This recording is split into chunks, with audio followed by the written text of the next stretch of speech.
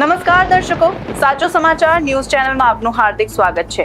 ગુજરાતમાં ચોમાસું હવે ફરી એકવાર જોર પકડતું જોવા મળી રહ્યું છે અને આગામી દિવસોમાં મેઘરાજા રાજ્યના અનેક વિસ્તારોમાં ધમાકેદાર બેટિંગ કરવા તૈયાર છે। હવામાન વિભાગની નવીનતમ આગાહી તેમજ જીએફએસ મોડલના સંકેતો મુજબ કયા જિલ્લાઓમાં ભારેથી અતિભારે વરસાદનું એલર્ટ જાહેર કરવામાં આવ્યું છે, કયા વિસ્તારોમાં વાવાઝોડા જેવા તેજ પવન ફૂંકાવાની શક્યતા છે અને આગામી દિવસોમાં વરસાદનું ચિત્ર કેવું રહેશે તેની વિગતવાર માહિતી જાણીએ આજના આ અહેવાલમાં। સૌથી પહેલા વાત કરીએ વરસાદની સ્થિતિ વિશે। આજે એટલે કે 18 જુલાઈના રોજ ગુજરાતના અનેક વિસ્તારોમાં વરસાદની તીવ્રતામાં વધારો જોવા મળી રહ્યો છે।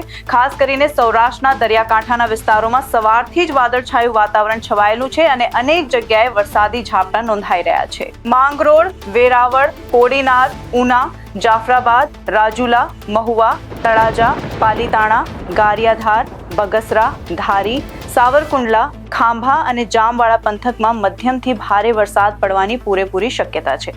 આ ઉપરાંત ભાવનગર, અમરેલી, જેતપુર, ઉપલેટા, પોરબંદર, રાજકોટ, જામનગર અને જુનાગઢ જિલ્લાના કેટલાક વિસ્તારોમાં પણ દિવસભર વરસાદી માહોલ યથાવત રહી શકે છે, જ્યારે કચ્છના ભુજ, ભચાઉ, ગાંધીધામ અને ખદીરબેટ સહિતના વિસ્તારોમાં તેમજ સુરેન્દ્રનગર, ધ્રાંગધ્રા અને માળિયા વિસ્તારમાં હળવોથી મધ્યમ વરસાદની સંભાવના વ્યક્ત કરવામાં આવી છે।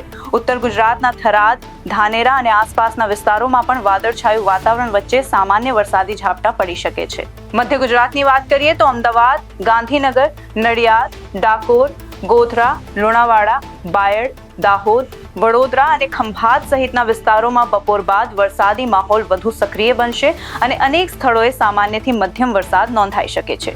બીજી તરફ દક્ષિણ ગુજરાતમાં વરસાદની સૌથી વધુ અસર જોવા મળી રહી છે। ડાંગ, વલસાડ, તાપી, નવસારી અને આસપાસના વિસ્તારોમાં સવારથી જ વરસાદી વાતાવરણ જામ્યું છે। ખાસ કરીને ભરૂચ, દહેજ, ઓલપાડ, કીમ, સુરત, ડુમસ, નવસારી અને વલસાડના દરિયાકાંઠાના વિસ્તારોમાં ભારે વરસાદના અનેક રાઉન્ડ જોવા મળી શકે છે। કેટલીક જગ્યાએ અતિભારે વરસાદની સ્થિતિ પણ સર્જાઈ શકે છે। હવામાન વિભાગના અનુમાન મુજબ આજે એટલે કે 18 જુલાઈના રોજ દક્ષિણ ગુજરાતમાં ભારેથી અતિભારે વરસાદની સૌથી વધુ શક્યતા છે। ભરૂચ, રાજપીપળા, ડેડિયાપાડા, તાપી, સુરત, નવસારી, વલસાડ, વાપી, કપરાડા અને ખાડોલી સહિતના વિસ્તારોમાં મેઘરાજા ધબધબાટી બોલાવી શકે છે, જ્યારે આવતીકાલે એટલે કે 19 જુલાઈ એ પણ દક્ષિણ ગુજરાત અને સૌરાષ્ટ્રના કેટલાક વિસ્તારોમાં વરસાદનું જોર યથાવત રહેવાની સંભાવના છે। હવે વાત કરીએ આગામી દિવસોની મોટી આગાહી વિશે। જીએફએસ મોડલ મુજબ એક અત્યંત મજબૂત વરસાદી સિસ્ટમ ગુજરાત તરફ આગળ વધી રહી છે। આ સિસ્ટમની સૌથી વધુ અસર ઉત્તર ગુજરાત અને કચ્છના વિસ્તારોમાં જોવા મળશે।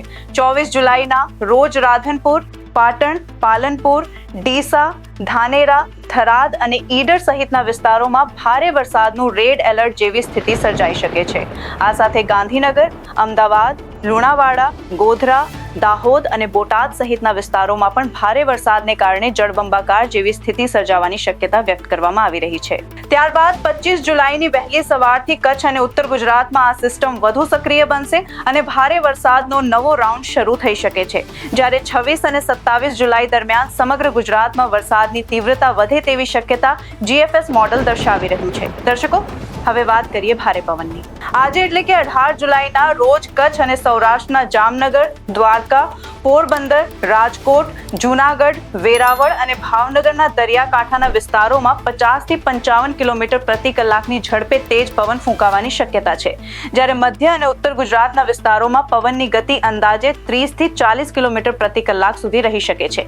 આગામી 19 જુલાઈ એ પણ દરિયાકાંઠાના વિસ્તારોમાં તેજ પવન યથાવત રહેવાની સંભાવના છે, જ્યારે 21 અને 22 જુલાઈના રોજ કચ્છ, સૌરાષ્ટ્ર અને દક્ષિણ ગુજરાતના દરિયાકાંઠે પવનની ગતિ 65 થી 75 કિલોમીટર પ્રતિ કલાક સુધી પહોંચી શકે છે। આ કારણે માછીમારોને દરિયો ન ખેડવાની સલાહ આપવામાં આવી છે, તેમજ દરિયાકાંઠાના વિસ્તારોમાં રહેતા લોકોને પણ સંપૂર્ણ સાવચેતી રાખવા અપીલ કરવામાં આવી છે। રાહતના સમાચાર એ છે કે સૌરાષ્ટ્ર અને કચ્છના જે વિસ્તારોમાં હજુ સુધી વાવણી લાયક પૂરતો વરસાદ થયો નથી, તેમને જુલાઈના અંતમાં આવનારી આ મજબૂત સિસ્ટમથી સારો લાભ મળી શકે છે। જો આગાહી મુજબ સિસ્ટમ સક્રિય રહેશે તો રાજ્યના મોટાભાગના વિસ્તારોમાં પાણીની સ્થિતિમાં નોંધપાત્ર સુધારો જોવા મળી શકે છે। હવામાનની આવી જ પળે પળની સચોટ અને વિશ્વસનીય લાઈવ અપડેટ્સ મેળવવા માટે સચો સમાચાર ન્યૂઝ ચેનલને અત્યારે જ લાઈક કરો, સબસ્ક્રાઇબ કરો અને બેલ આઇકોન દબાવવાનું ભૂલશો નહીં। તેમજ તમે આ વિડીયો ગુજરાતના કયા જિલ્લા કે ગામમાંથી જોઈ રહ્યા છો તે અમને કમેન્ટ બોક્સમાં જરૂર જણાવો।